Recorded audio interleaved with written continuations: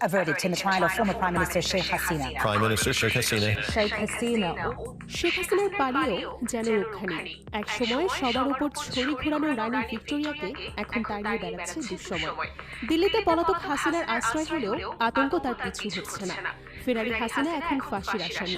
আনুষ্ঠানিকভাবেই তাকে দণ্ডিত করেছে আইন।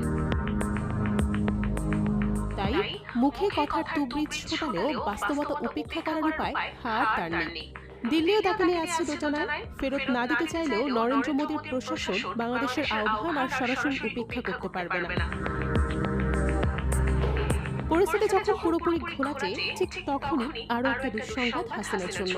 যিনি দিল্লিতে ভেবে বসছেন এটাই তার নিরাপদ আশ্রয়, কোনো কিছুতেই তার আর কিছুই হবে না। তাকেও এবার ভাবতে হচ্ছে, মনে করতে হচ্ছে, এই খেলায় শেষ বলে কিছু নেই। ভারত সরকার তাকে ঢাকার হাতে তুলে দিলেও অবাক হওয়ার কিছু থাকছে না।